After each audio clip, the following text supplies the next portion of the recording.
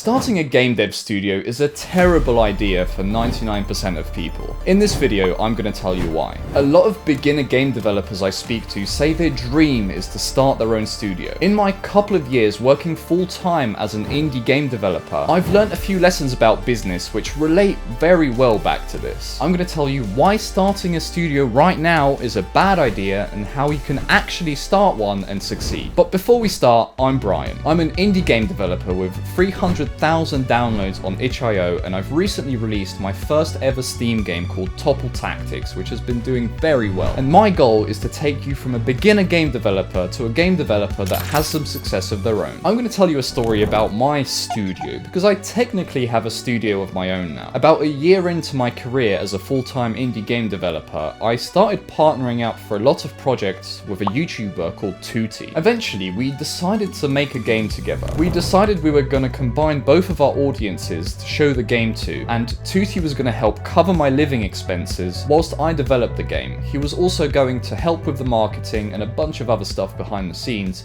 whilst I actually did all the coding. For quite a long time, the first 4 months, I developed the game entirely by myself. Every line of code, every bit of art was all done by me, or stolen from the Unity asset store.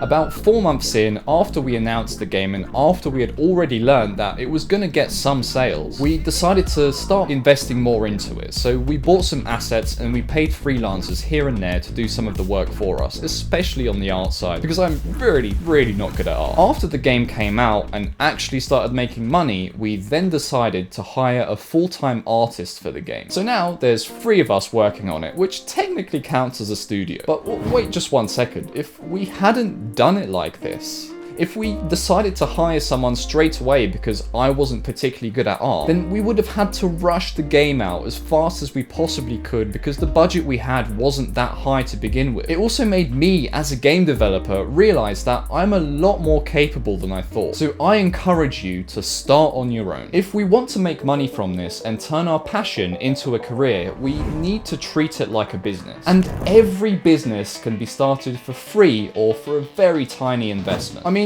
look at Amazon. They started as a small bookshop from their garage, or garage, depending where you're from. And the exact same thing is what Apple did. They also started by making computers in their garage. I mean, nowadays businesses aren't as physical as they used to be, so the equivalent of that today would be you starting to make games today from your bedroom. You may have some limiting beliefs, but believe me, you actually know a hell of a lot more than you already need to know to get started. When I first started making games, the games were terrible, and that was partly due to me not really knowing how to make them, but also due to me going more for the views than actual quality. And even though I was quite bad at game development at the time, I still got some success. And the same thing applies later in my career. When I started making Topple Tactics, I knew nothing about Steam, I knew nothing about mirror multiplayer, I knew nothing about ragdolls, and I knew nothing about how to make a 3D model of a character.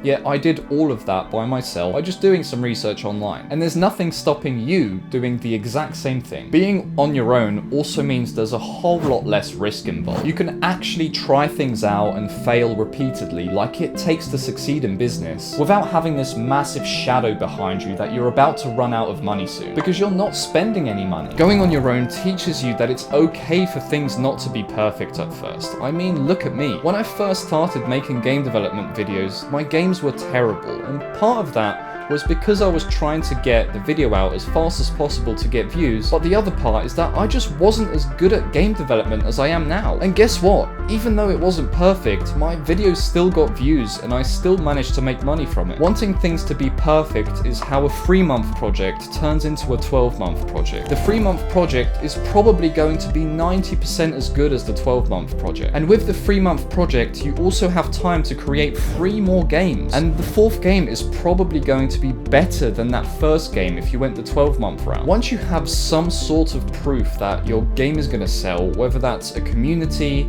Steam wishlists, or some YouTube views, Now you can consider spending some money on your game, but don't employ people yet. This is a time where you buy assets to make your game better, or hire some freelancers to do some tasks, like make the Steam art for you or make the game music. So Brian, when do you actually start a studio? Once the business itself starts making enough money, whether that's direct revenue from the game, financial backing like crowdfunding. If you're making enough money per month to hire someone, and you think that extra manpower would actually help you, then you can consider hiring someone. That's what me and Tutti decided to do with Topple Tactics. After the game came out and started making its own revenue, we decided to hire a full-time artist to work on the game, because that's not my strong suit. Another reason you would start a studio is if you have another friend that you want to start with that's on the same page as you. For example, they might go to school with you, you might have the same job, and both of you are on the same page. It really helps, especially if you have one person that's good at the technical side and one person that's good at the artistic side. One thing you do need to be aware of though is when you have 2 or more people working on the game together, things will not get done twice as fast. Far from that, actually. Working with another person introduces overhead like meetings, making sure you're both on the same page, and making sure the features you're both adding aren't clashing with each other. And